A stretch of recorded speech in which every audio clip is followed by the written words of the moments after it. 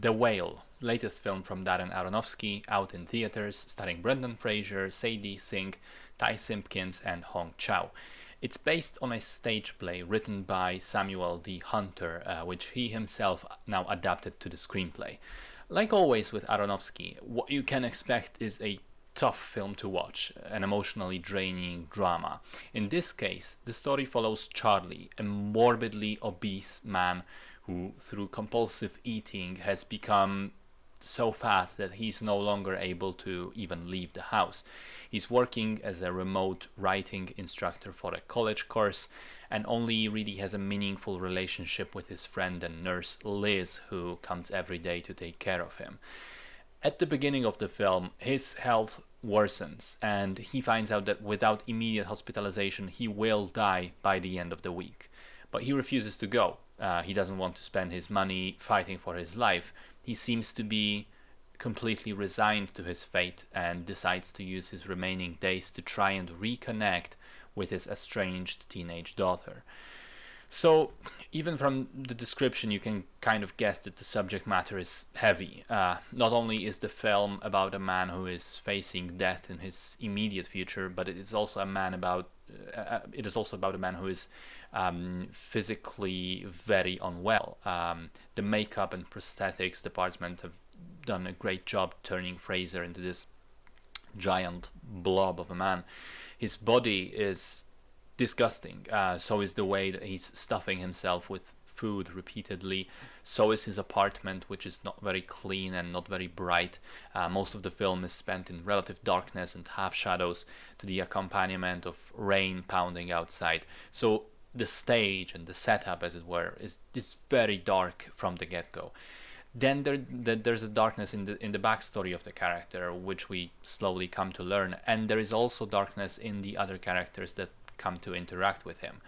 And this is where the film surprised me, because despite the physical and emotional weight that Charlie is carrying, forgive my pun, he remains the most optimistic person in the film, at least when it comes to every topic other than himself.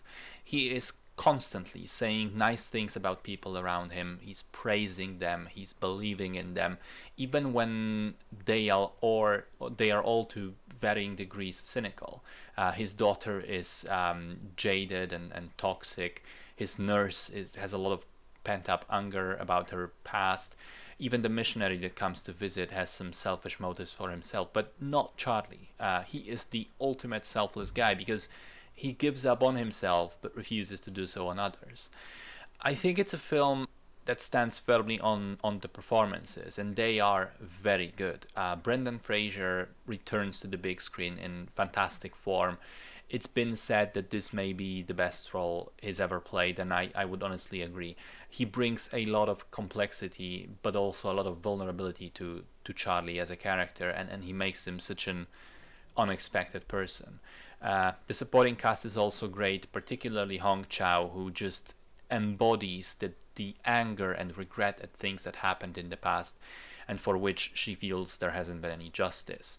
I like the music and the cinematography. I'm not entirely sold on the religious debate in the film. Most of the characters are very cynical about faith, and there are some conversations about that, but it feels like the sort of easy surface level cynicism, and the director himself kind of makes the ending tie into faith and religion as well a little bit, and I'm not sure if that wasn't a little bit over the top, but at the same time it did work for me. I did feel a sort of catharsis by the end.